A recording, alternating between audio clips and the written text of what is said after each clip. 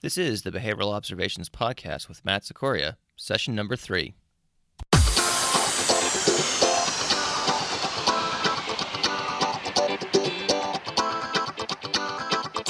Welcome to the Behavioral Observations Podcast, stimulating talk for today's behavior analysts.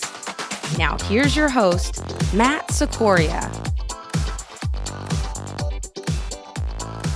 Hey everyone, thanks for tuning in to session 3 of the Behavioral Observations Podcast. I hope you had a chance to listen to sessions 1 and 2. Since we did launch the podcast a few weeks ago, there have been over 1,300 downloads, and I am truly humbled by that response. I am really grateful for you, the listener, for taking the time out of your day to download an episode and give it a try. There are tons of podcasts out there, and so to know that you're selecting this one to listen to is very, shall we say, reinforcing. Again, just a big thank you for supporting the initial launch of this show. And if you have friends or colleagues or other folks who haven't heard of the show yet, feel free to spread the word.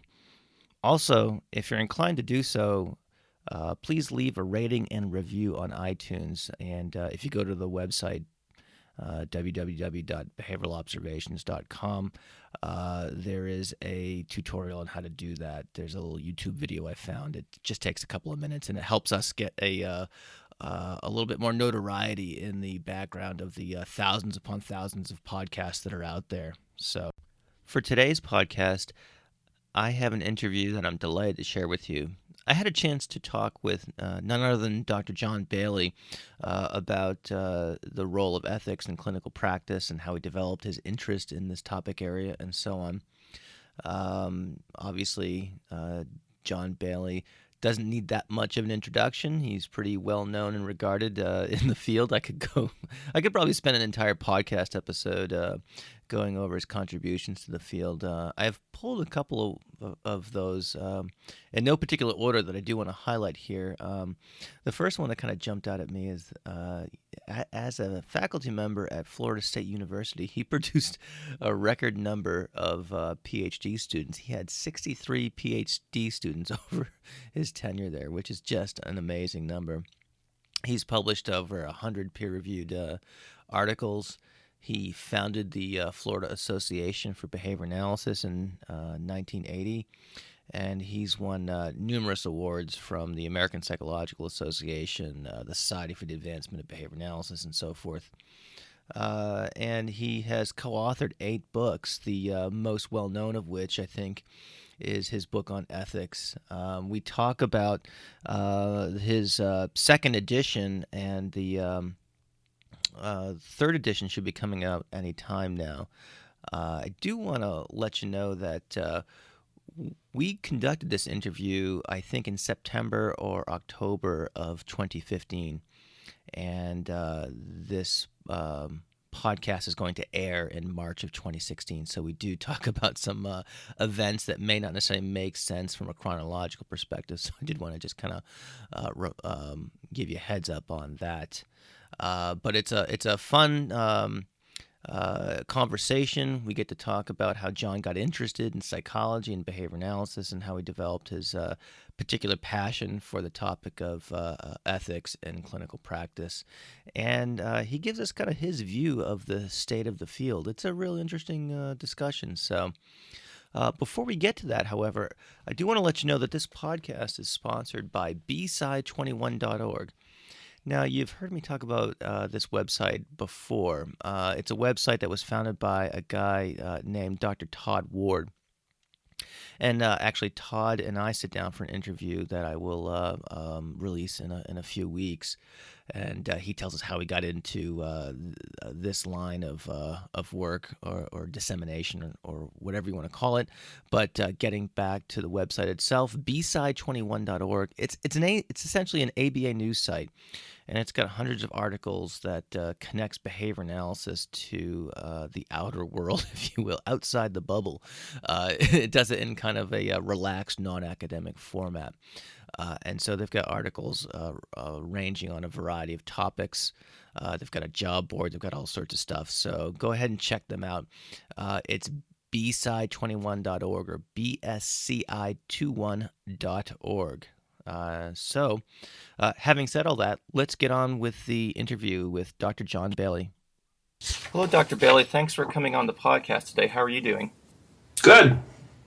Well, I really appreciate you taking some time out of your day, and I know we have a short amount of time, so what I'd like to do is kind of get right to some questions. The topic that I want to talk about is can come mainly from your book with Mary Birch on ethics for behavior ethics for behavior analysis, the second edition, and obviously ethics. The concept of ethics and the topic is always timely in our work as behavior analysts.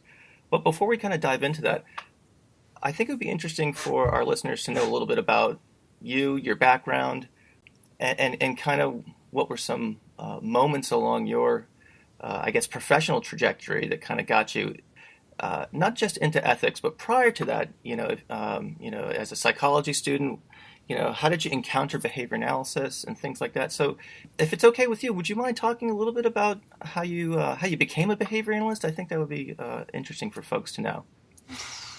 Sure. The short version is I'm the luckiest guy in the world. Okay.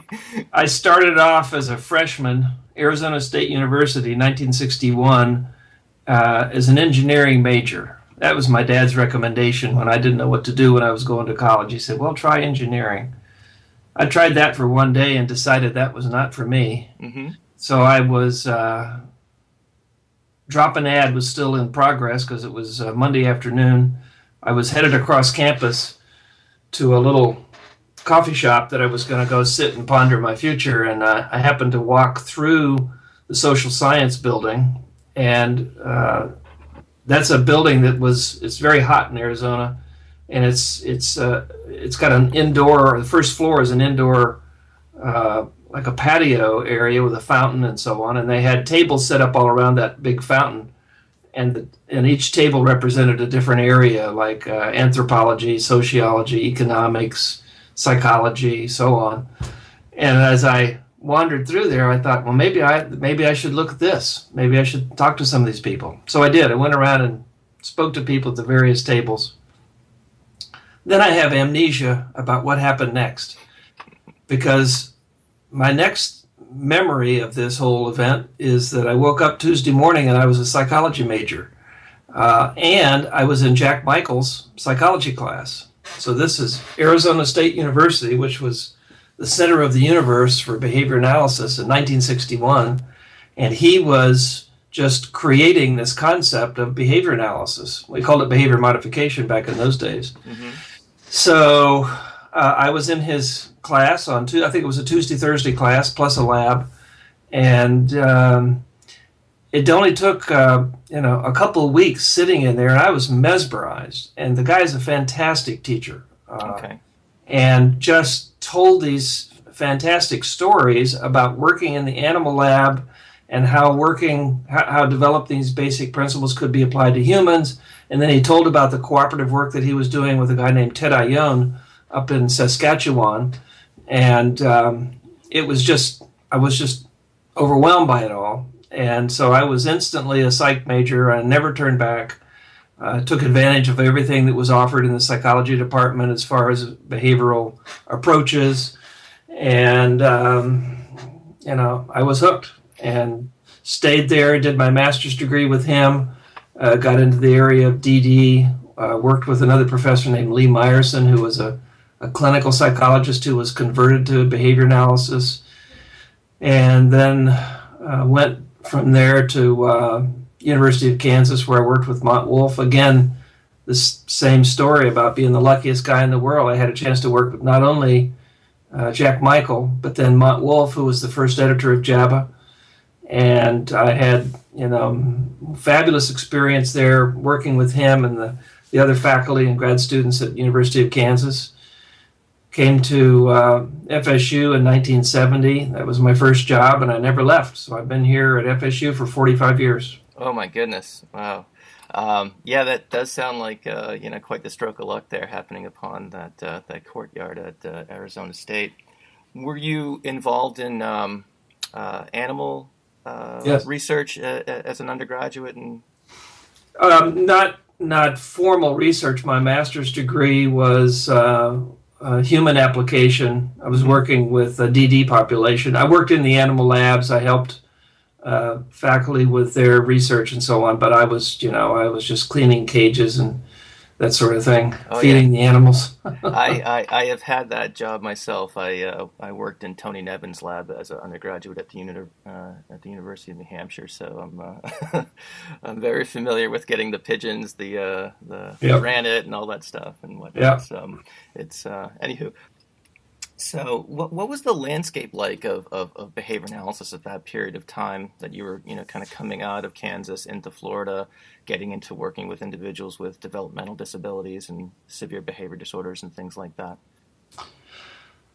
Well, it was just exciting. I mean, those of us graduate students at Kansas in the late '60s, we had this sense that there was a revolution coming, and we were the vanguard of it. Hmm. And that was just very exciting. The training that we got there was focused on the applied part of applied behavior analysis, and I worked with Mott Wolf at a project there called Achievement Place, which was applications with delinquent kids, and did some other things there as well. But that kind of set me up for my position here at FSU. Well, I guess as a segue to that, into the next question, I suppose, what drove you to develop an interest in the concept of ethics, and become, to speak on it, to write on it, to be a thought leader in this particular topic area? I mean, my background is, I took a research and ethics course as a graduate student at Auburn University, and this is in the mid '90s or so. So the ethics as a behavior analytic practitioner, as we know it now, obviously was very, very different. So was there a particular moment in time, or was there a seminal event, or what kind of led you to, develop this, I guess, passion or interest in this particular topic area? Well, yeah, I think I would characterize it as a passion. It's far beyond being just a mere interest, and I think the turning point was in 1972. I had come to FSU in 1970. I was teaching, I was working with grad students, and then all of a sudden this explosion in Miami, 1972, about the abuse of residents at Sunland, Miami. Mm-hmm. And that was just a huge ethics crisis for our field. Behavior analysis was put on moratorium at that point. There was a big investigation. Todd Risley, who was from KU, was part of the Blue Ribbon Committee to investigate that. And what came out of it, fortunately for all of us, is this kind of lucky streak that I'm on, I guess. What came out of this horrible tragedy was some recommendations for how to manage this field in such a way that we would be helpful and not hurtful, and that we would consider the ethics of our practice. That was the first time that really came up. I didn't have any ethics training prior to that. Mm-hmm. Then I was appointed to the statewide committee called the Statewide Committee for Behavior Modification, and we were charged with looking into facilities all over the state to see what their practices were like. And as we did that, the idea of ethical practice started to kind of filter up. And then later, when we decided that we were going to form a state association, it seemed to me that ethical practice was a part of that was part of it. We're not just educating people in Florida about behavior analysis, but about the importance of ethics and behavior analysis. So that was kind of the germination of it. And then when I was on the board, the first board of directors for Behavior Analyst Certification Board, one of the first actions we took was to adopt John Jacobson's approach to ethics for behavior analysis. I was all for that, and prior to that, we had developed our own code of ethics for the Florida Association. Mm-hmm. And so things were just kind of coming together. And then Jerry Shook asked me, after a couple of years that we had adopted that, we were having a board meeting, and he said, I'm not real happy with the level of interest in ethics in the field. People seem to be more interested in other aspects of behavior analysis. And I'm wondering if you would be willing to kind of take the lead on that. And I said I would. And the first opportunity for this was he invited me to go with him up to Penn State to give a workshop on ethics. And that was really kind of the beginning where I was, meeting different people out of Florida and talking to them about ethics. And I had this little insight that I didn't know what to talk about. So I said to him, can you get the people that are signed up for this ethics workshop to send me some scenarios, some ethics cases that they're concerned with? And he said, well, I'll try to do that. And it was a couple of weeks before this Penn State thing, and he got those and sent them to me. And as I read through these ethics cases, I realized that was nothing like what I was going to talk about. These people have a completely different set of interests and concerns. And so I changed everything and focused it around their issues and concerns. And then everything became real, because you can sort of think of ethics as a theory and some like guidance, general guidance. But that's different from somebody who says, well, I've got this client and he does this and the parents want that and the OT wants this and I don't know what to do. Now it's practical. Yeah. Now it's real, and now you need a real solution. And once it became real, then I was really on board, because I'm really good at literal and real. Right. And at the same time, I was teaching a graduate course in ethics, and I was floundering around because there was no book. And so I was using a clinical psychology book and some other references, the Constitution, the Bill of Rights, a few things like that. And I wasn't real happy with the way that course was going. And one of the students said, well, you keep complaining about how there's no book for the field. Why don't you write the book? So I did. That was the first book that came out in 2005.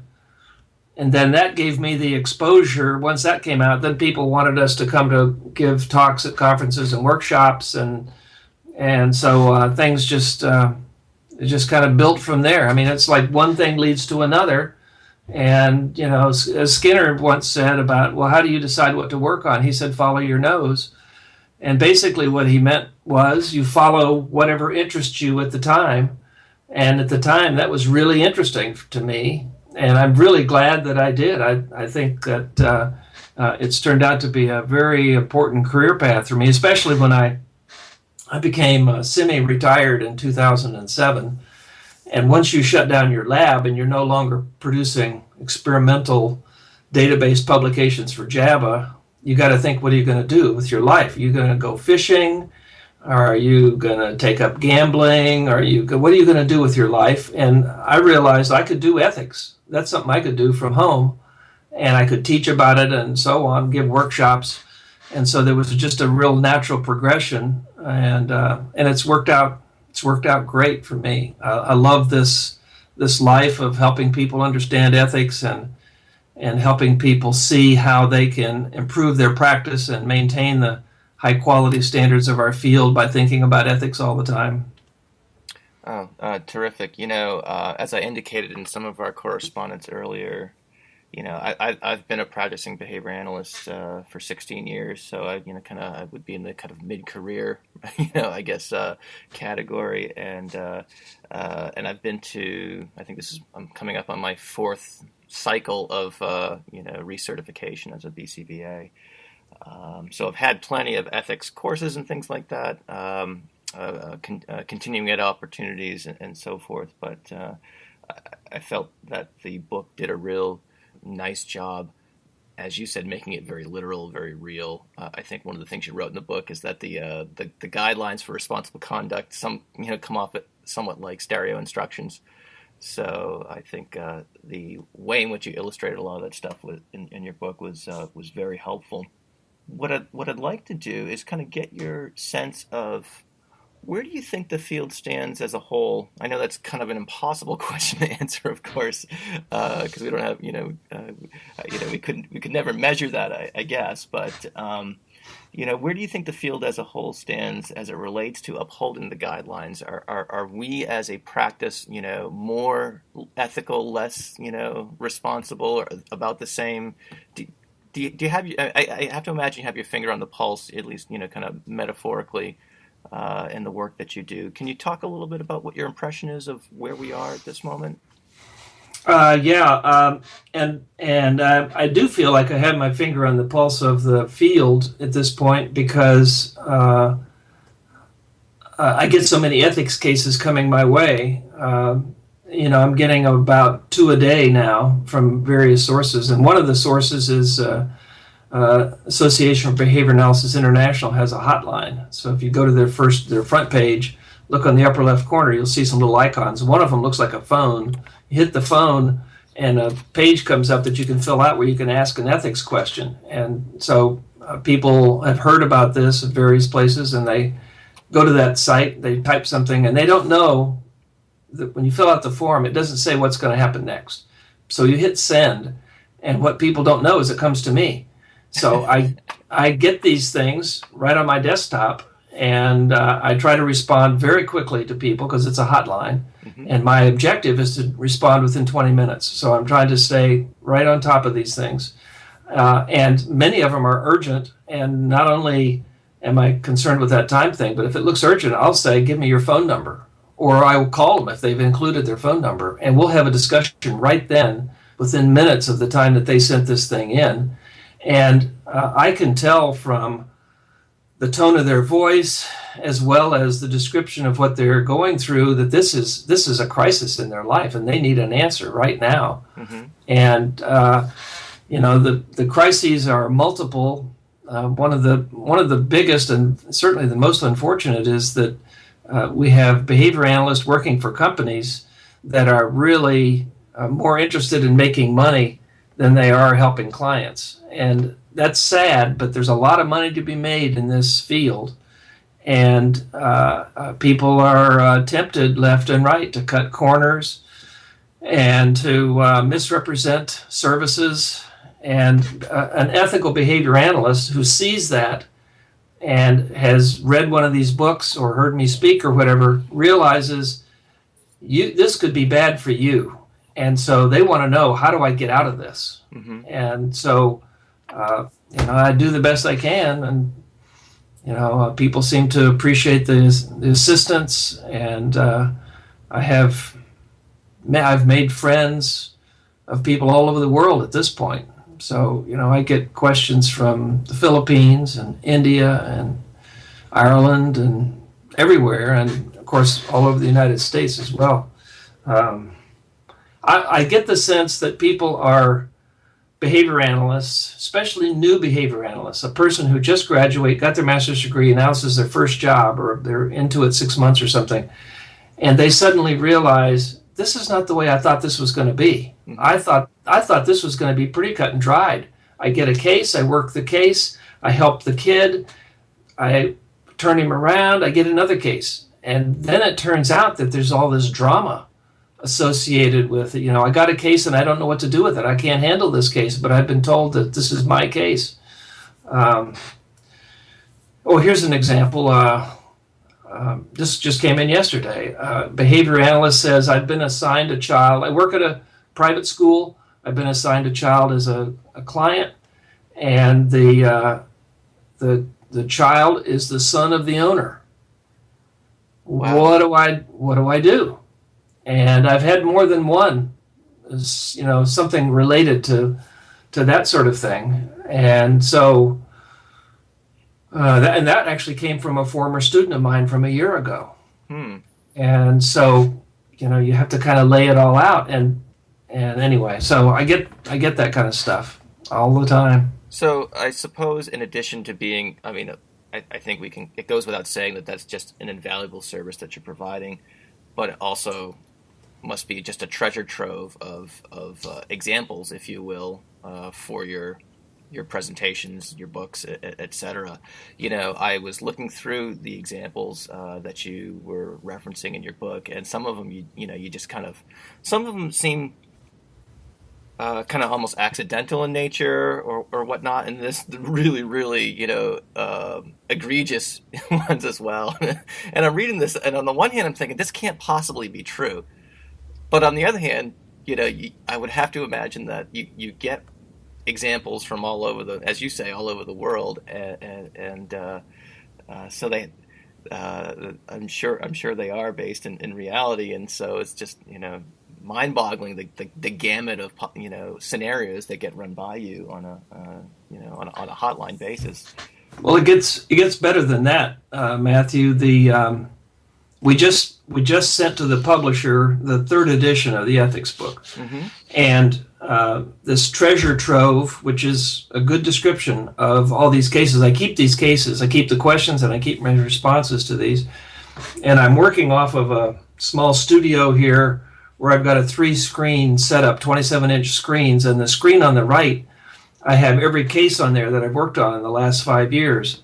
And so as I was writing the third edition, going through the new code of ethics, and I would see the code and I'd say, I've got a case that matches that. And I would go searching through there and find that case and contact the person who wrote it, said, can I use this? I'll change the names, etc. But can I use it? They write back and say, that'd be great. I'd be happy for you to.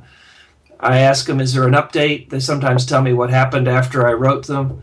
And so the third edition is even going to be more real because it's going to be the actual questions. In the second edition, what we did was we created scenarios out of several cases. We kind of made them, modularized them. But this one is going to be the real deal. And it's pretty gutsy. And I'm hoping that people will like it, but it doesn't get any more real than first person. So the cases in the third edition are in quotes, which means it was written by somebody in wherever, Omaha or Buffalo or someplace, and with their permission. And I had, so I included, I don't know how many of those there must be in there. There must be 50 new cases in there. And in each case, I wrote the person, contacted them, sometimes had a conversation, got their permission to use it. And so, and they can't wait to see it because they in some small way, and they're correct, they feel like they made a difference now because other people are going to learn about what happened to them and what the aftermath was. I see. Well, I can't wait to see it. That sounds really exciting. So I know I kind of maybe touched on this a moment ago, but let me ask the question a little bit more directly. What do you, from your perspective, are there kind of common lapses or violations of the guidelines? What seems to be the most commonly, what's the most common scenario that people encounter that are problematic or that are challenging? What do you, and again, it sounds like you get so many things coming over the transom that what seems to be the most frequent issue that you're seeing? Well, it's a fairly flat landscape. If I had to categorize these, they probably go in 50 categories. I haven't actually done that, but that's probably what they are, 50 or 60 categories. And I would say conflict of interest is very common. People don't realize what that actually involves. They go to work, they try to do their job, and then suddenly things don't feel right. But they can't put their finger on it. They write to me, and then I say, "Oh, well, that's conflict of interest, and this is how it is, and this is why it is, and this is what's going to happen." So I'd say that. I'd say people being asked to do jobs that they can't do ethically because they're not trained. People being asked by families or the clients to fudge on billing. Could you bill me a little less this month? I can't afford it, and then next month we'll make up, and that sort of thing, which is I've been asked to do this. What should I do? And then when I write back and I say, well, you're in a difficult spot because you've been asked to commit fraud. People go to jail for fraud. People pay big fines for fraud. So that's one. There's a movement in the field because there is so much money involved. I don't know if you know the term IC. We think of behavior analysts as employees. They work for a company, or maybe they own their company, but they have employees, and they train the employees and supervise the employees and so on. But there are some companies that hire behavior analysts as independent contractors, so they're not employees. So what that really means legally is they can't supervise these people. They pay them based on the hours they work, and legally, in order to maintain IC status, they can't supervise them. So I have some of these people writing saying, I've been asked to do this, and what about this? And so that's a problem. I'd say, I'm very close to saying it's unethical for a person to work in as an independent contractor, because the ethics completely changes when you don't have anybody that you're really working for. And it changes for the owner of the company, because then you're not responsible for anything that the quotes employees that you have do for you. So that changes the relationship totally. And this, my response to this a couple years ago, when I began to realize how this was all happening, was to propose that we develop a code of ethics for behavioral organizations that would sort of match the new code. We don't call it the guidelines anymore, the new code of ethics, so that they go together and form a union. Instead of the behavior analysts fighting against the company has committed to follow a code of ethics that's specifically designed for companies, and the two come together to give a really solid foundation.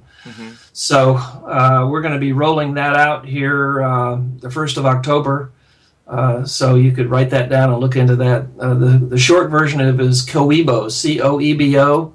And if you go to coebo.com, you'll see a website there that describes the Code of Ethics for Behavioral Organizations. And I see this as a kind of a tipping point for our field, because once this is in place, a company that has committed, and the Code of Ethics for Behavioral Organizations is very much like a Better Business Bureau, where a company commits to a value system.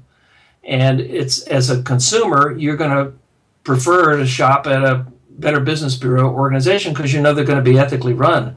Same thing goes with behavioral organizations. And we're creating a logo they can put on their page that says they've been approved, COEBO approved. So now when a person is looking for a job, like my students, when they get ready to graduate, they're going to get 2 or 3 offers from different companies.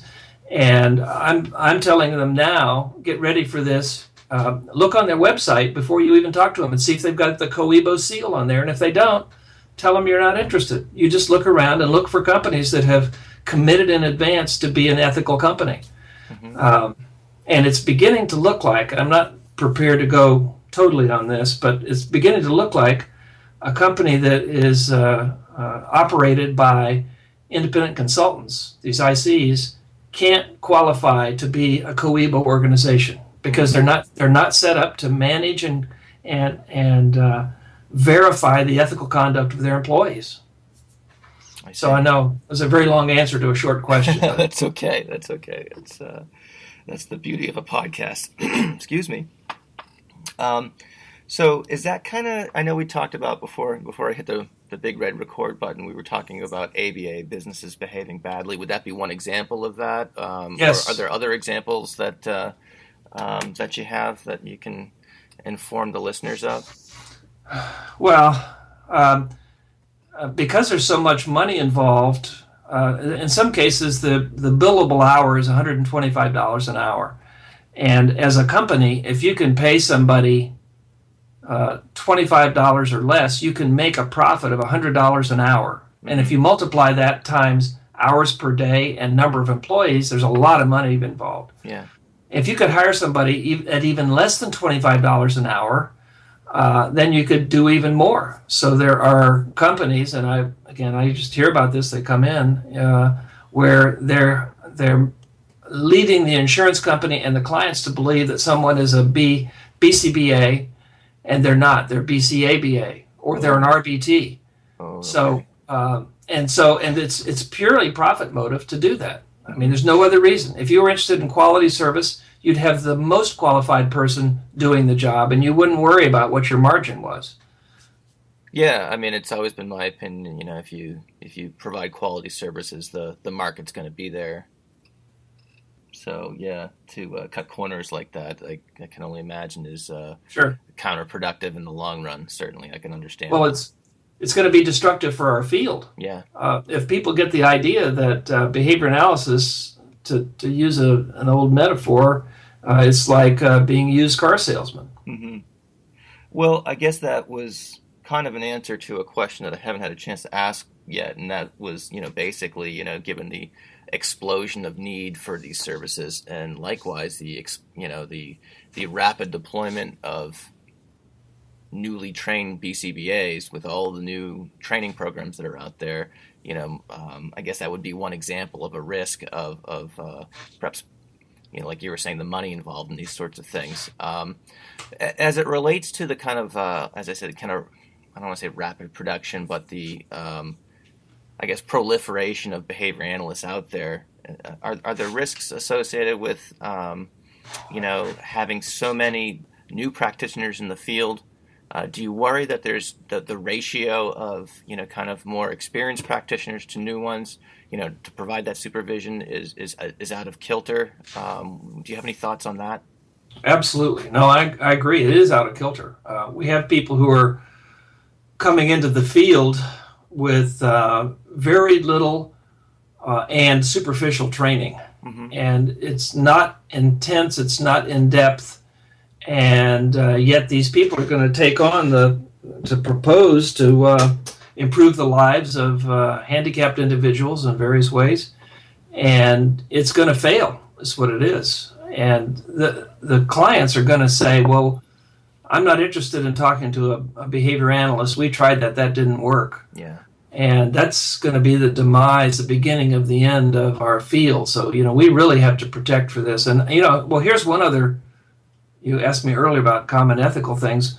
A really interesting and complex issue in behavior analysis is that the code, the guidelines, the former guidelines, and the new code of ethics specifies that if you have a concern about another person's ethical practice, that you have to approach them and say something, have a conversation.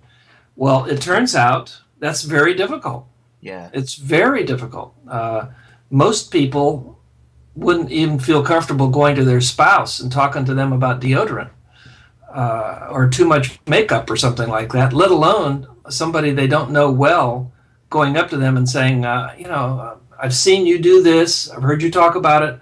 I have a concern. I mean, it's almost a cultural taboo. Not exactly, but almost. Oh, yeah. Well, we have such a kind of a don't judge me, I'm putting in air quotes, type of popular culture frame of reference. And so I have to imagine that that creates, a short-term reinforcer of avoidance, if you will, to forego the longer-term, larger reinforcer of improving practice and whatnot. Yep, it is. And I would say that's going to be, going forward, that's going to be a big impediment. I just had an hour-long call with some behavior analysts in an emerging country where they've got 1 billion people and they only have 8 behavior analysts. Wow. And they're concerned that some of the people in that country are claiming to be behavior analysts, engaging in certain kinds of practices. And when on my phone call, I said, the code says you have to approach them and say something. And then there was this dead silence on the phone for about 5 seconds. And I said, are you still there? Hello? Are you there? Hello, yes. And one of the people from this country said, well, no, we don't ordinarily do that. I mean, that would be very unusual that you would actually approach somebody. And that made me think, well, there are these, and I think in this country it probably is an actual taboo to bring up stuff like that. Yeah, a bona fide cultural Yes. insensitivity or something like that. Sounds Yeah. like. Yeah. Wow. Well, I guess taking it back to areas, not only in the States but worldwide, where behavior analysis is a little bit more established. Do you have some comments or some advice for kind of conquering that fear or handling the confrontation? And I'm imagining, under circumstances where perhaps the feedback is not all that well received. Well, what I do in my classes, because I still teach the ethics class. I'm actually teaching it this semester. Um, we do role play and improv type situations where they become comfortable speaking to people. Which is actually in the first couple of weeks, but in the weeks coming up, we're going to be doing. Each week we'll be doing some kind of practice like that. Like, how would you approach a colleague who did this? Mm-hmm. And how would you react if somebody approached you who did that?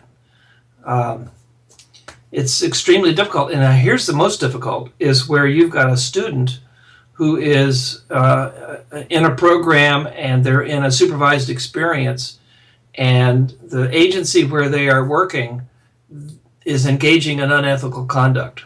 Now, it's one thing to go to a colleague and say, I have some concerns. It's another one to go to somebody who's, your supervisor or even higher.